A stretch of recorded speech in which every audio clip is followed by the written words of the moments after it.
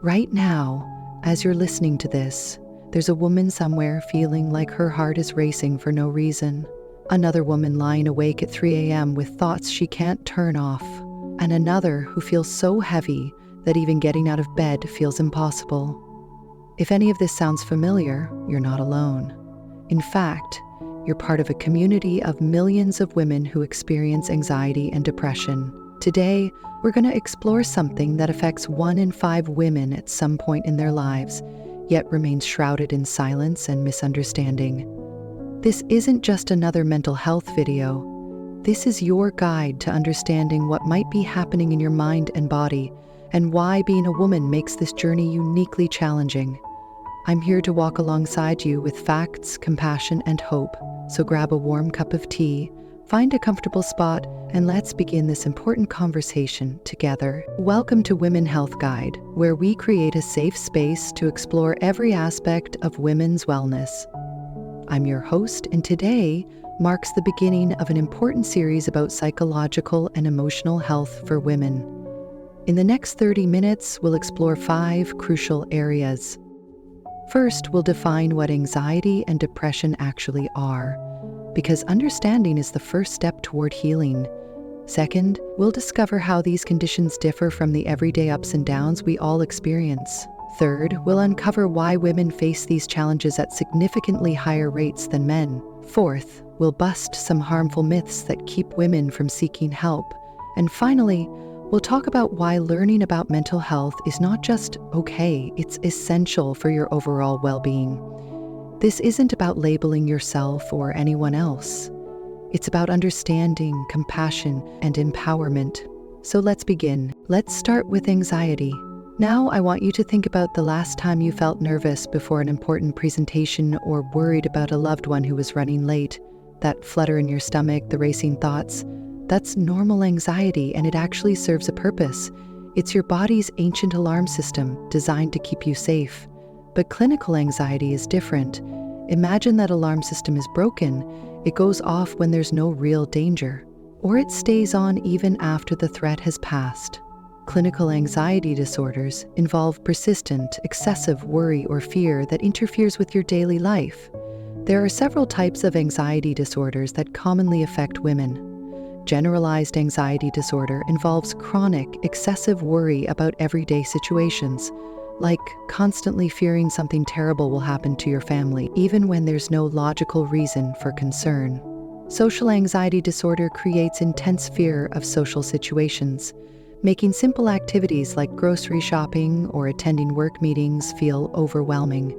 Panic disorder brings sudden, intense episodes of fear accompanied by physical symptoms like chest pain, shortness of breath, and feeling like you're losing control. For many women, these panic attacks can be terrifying because they often mimic heart problems or other serious medical conditions. Then there's post-traumatic stress disorder, which can develop after experiencing or witnessing traumatic events. Women are twice as likely as men to develop PTSD, often following experiences like sexual assault, domestic violence, or severe accidents. What makes anxiety particularly challenging for women is how it often manifests physically. You might experience headaches, muscle tension, digestive issues, or fatigue, symptoms that are sometimes dismissed as just stress, when they're actually signs of an anxiety disorder. Now, let's talk about depression. We've all had bad days, felt sad after a disappointment, or gone through periods of grief. These are normal human experiences. Clinical depression, however, is like being trapped under a heavy blanket that muffles all the colors and sounds of life. Major depressive disorder involves persistent feelings of sadness, hopelessness, or emptiness that last for at least 2 weeks and significantly impact your ability to function. But here's what many people don't understand. Depression isn't just about feeling sad. For many women, depression shows up as irritability, anger, or numbness. You might feel disconnected from activities you once loved, struggle with concentration, or experience changes in sleep and appetite. Some women describe it as feeling like they're moving through thick fog, where everything requires enormous effort. Depression can also manifest as physical symptoms. chronic pain, headaches, or unexplained aches that don't respond to typical treatments. This is why depression is often called a whole body illness. There's also something called high-functioning depression, where women continue to meet their responsibilities, going to work, caring for family, maintaining relationships, while internally struggling with persistent low mood, exhaustion, and feelings of inadequacy. From the outside, everything might look fine, but inside, they're barely holding on. Seasonal affective disorder is another form of depression that typically occurs during darker months, affecting women more than men. Then there's postpartum depression, which affects up to 20% of new mothers and involves much more than typical baby blues. Here's something crucial to understand. Anxiety and depression often occur together. About 60% of people with anxiety also experience depression, and vice versa. They can feed off each other in a cycle. Anxiety about the future can lead to hopelessness and depression, while depression can create anxiety about your ability to cope with daily life. This co-occurrence is particularly common in women, possibly due to shared biological and social factors that we'll explore throughout this series. Let's talk about something that causes a lot of confusion: the difference between normal emotional responses and clinical conditions. As women, we're often told we're too emotional or that our feelings aren't valid, which can make it even harder to recognize when we might need professional support. Normal stress and sadness are part of the human experience. Feeling anxious before a job interview, sad after a breakup, or overwhelmed during busy periods is completely natural. These feelings typically have a clear trigger, and they improve as the situation changes or as time passes. Normal anxiety helps you prepare for challenges. It might keep you up the night before an important exam, but it also motivates you to study. Normal sadness helps you process loss and change. It's uncomfortable, but it's also healing. These everyday emotions don't typically interfere with your ability to function. You might have a bad day or a difficult week, but you can still go to work, maintain relationships, and take care of your basic needs. Clinical anxiety and depression cross a different threshold. They persist even when there's no clear trigger, or they're disproportionate to the situation. The key indicators are intensity, duration, and impact on functioning. With clinical anxiety, the worry becomes consuming. You might spend hours each day caught in anxious thoughts, unable to focus on work or enjoy time with loved ones. Physical symptoms like heart palpitations, sweating, or nausea become regular occurrences. Sleep becomes elusive because your mind won't quiet down. Clinical depression involves a persistent low mood that lasts for weeks or months. Activities that once brought joy feel meaningless. You might struggle to get out of bed, have difficulty concentrating, or find yourself withdrawing from relationships. Some women describe feeling like they're watching their life from behind glass, present, but not really participating. The crucial difference is that clinical conditions significantly impair your ability to function in important areas of life: work, relationships, self-care, or parenting. They don't improve with typical self-care strategies or positive life changes alone. Now, I want to acknowledge that there's often a gray area between normal stress and clinical conditions. You might experience what psychologists call subclinical symptoms. You don't meet all the criteria for a diagnosis, but you're struggling more than usual. This gray area is actually very common, especially for women who face multiple stressors like career demands, caregiving responsibilities, and societal pressures. You might function day to day but feel like you're constantly treading water. If you find yourself in this gray area, where you're managing but not thriving, where stress or low mood is becoming your new normal, that's still worth addressing. You don't have to wait until you meet criteria for a diagnosis to seek support or make changes that improve your well-being. Remember, mental health exists on a spectrum, and taking care of your psychological well-being is just as important as taking care of your physical health. Let's look at some eye-opening statistics. Women are twice as likely as men to experience depression and anxiety disorders. Women account for about 65% of all anxiety disorder diagnoses and nearly 70% of depression diagnoses. These aren't small differences, They represent a significant disparity that demands our attention. But here's what's important to understand. This isn't because women are weaker or more emotional.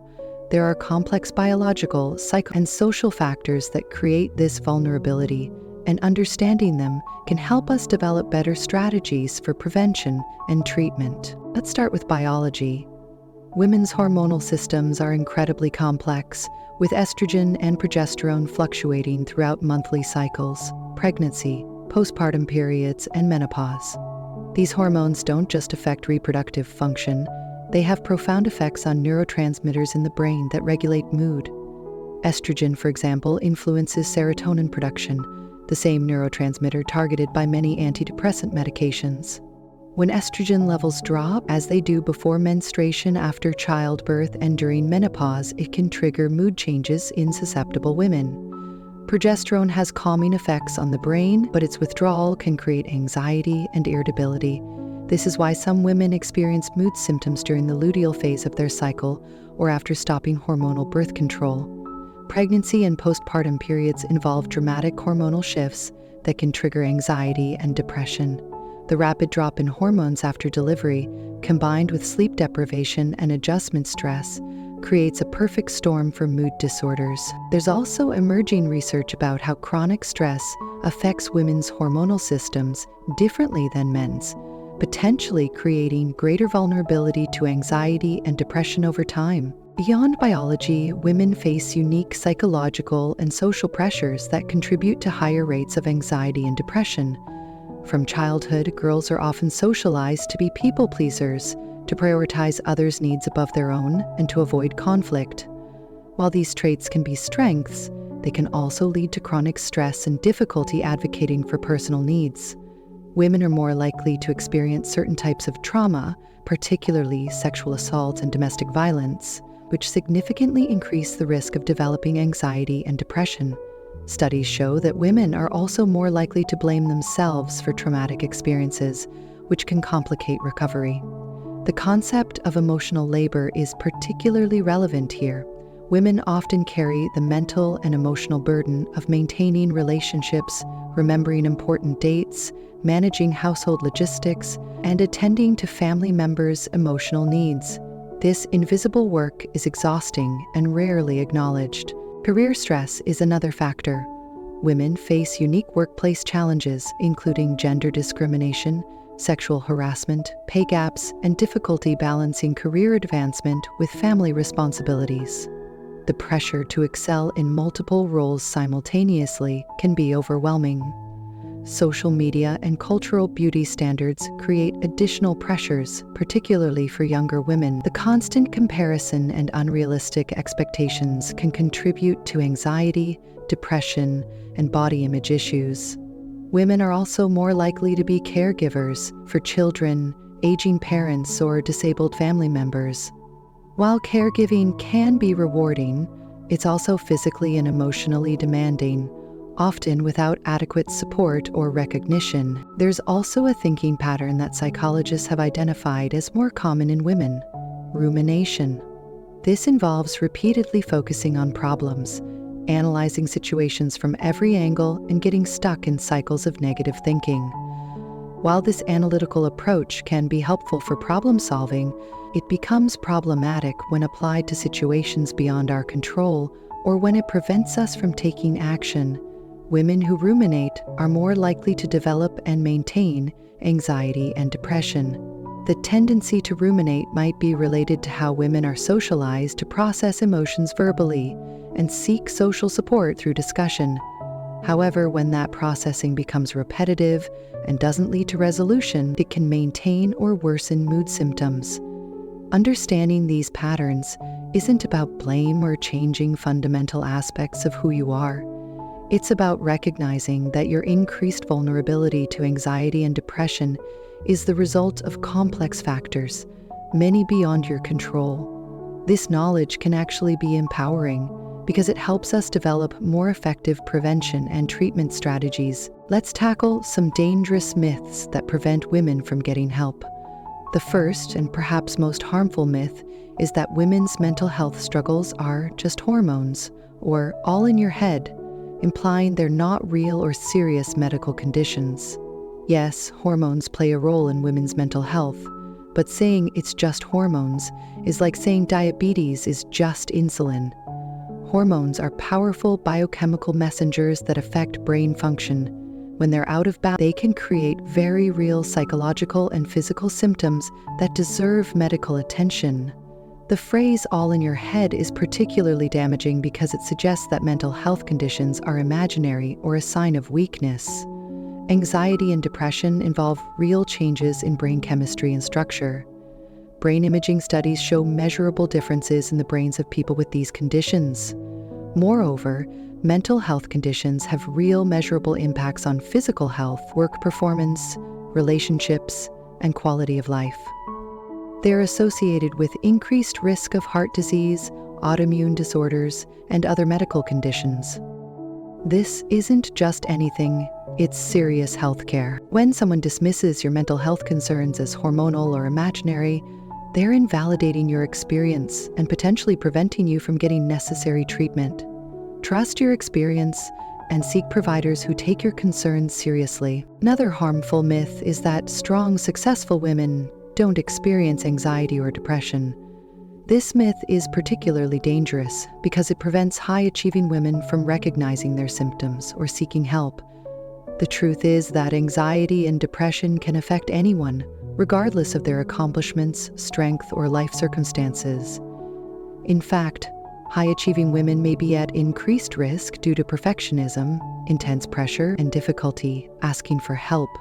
Some of the most accomplished women in history have spoken openly about their mental health struggles, from athletes like Serena Williams and Simone Biles to business leaders, scientists, and artists.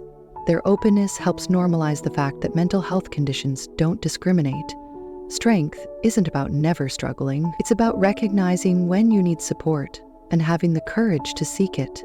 Taking care of your mental health is one of the strongest things you can do. There's a persistent myth that anxiety and depression result from personal weakness, lack of willpower, or failure to cope with life effectively.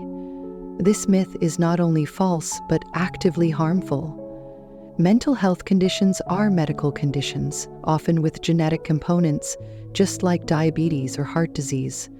While lifestyle factors can influence them, they're not caused by personal failings or character flaws. This myth is particularly damaging for women because we're often socialized to blame ourselves when things go wrong. We might think, if I were just stronger, more organized, more positive, I wouldn't feel this way. This self-blame actually worsens anxiety and depression. The reality is that experiencing mental health challenges often requires tremendous strength and resilience. Managing daily life while dealing with anxiety or depression is incredibly difficult, and doing so demonstrates courage, not weakness. There's significant stigma around psychiatric medications, with many believing they're dangerous, addictive, or will change your personality. While medication isn't right for everyone, these fears prevent many women from considering potentially helpful treatments. Modern antidepressants and anti-anxiety medications, when prescribed and monitored appropriately, can be life-changing for many women. They're not happy pills or personality changers. They help restore normal brain chemistry so you can function better and engage in other forms of healing. The decision about medication should be made with a qualified healthcare provider who can discuss benefits, risks, and alternatives based on your individual situation. Don't let fear or stigma prevent you from having these important conversations. Finally, there's a myth that therapy is only for people with severe mental illness or major life crises. This prevents many women from accessing support that could significantly improve their well-being. Therapy is like going to the gym for your mental health. It's beneficial for prevention, maintenance, and improvement, not just crisis intervention. Many successful, well-developmenting people use therapy to develop better coping skills, improve relationships, or work through life transitions. You don't have to be in crisis to deserve support. If you're struggling, feeling stuck, or want to develop better emotional skills, Therapy can be incredibly valuable. Understanding mental health isn't just about identifying problems. It's about empowerment, self-advocacy, and building resilience. When you understand how anxiety and depression work, you're better equipped to recognize early warning signs, implement preventive strategies, and communicate effectively with healthcare providers. Knowledge also helps you support other women in your life. As mothers, daughters, sisters, and friends, we can create environments where mental health conversations are normal and supportive rather than shameful or frightening. Education reduces stigma. When we understand that mental health conditions are medical conditions with biological, psychological, and social components, we're less likely to judge ourselves or others for struggling. It also helps you become a better advocate for yourself in healthcare settings. Unfortunately, women's health concerns, including mental health symptoms, are sometimes minimized or misattributed. Understanding your symptoms and their potential causes helps you communicate more effectively with providers. Part of mental health literacy is developing vocabulary to describe your internal experiences. Many women struggle to articulate their symptoms because they lack the words or fear being misunderstood. Anxiety might feel like constant worry, physical tension, restlessness, or a sense of impending doom. Depression might manifest as persistent sadness, numbness, fatigue, or feeling disconnected from life. Having specific words for these experiences helps you communicate with healthcare providers and loved ones. It's also important to understand that your experience might not match textbook descriptions exactly. Mental health conditions can present differently in different women, and your experience is valid even if it doesn't match stereotypical presentations. Keep a simple journal or notes on your phone about your symptoms, triggers, and patterns. This information can be incredibly valuable when seeking professional help. Learning about mental health is the first step in a journey toward better well-being. It doesn't mean you'll automatically feel better, but it gives you a foundation for making informed decisions about your care. Remember that healing isn't linear. You might have good days and difficult days, and that's completely normal. Progress might look like having slightly more good days, developing better coping skills, or feeling more connected to yourself and others. The goal isn't to eliminate all stress or negative emotions from your life. That's neither possible nor healthy.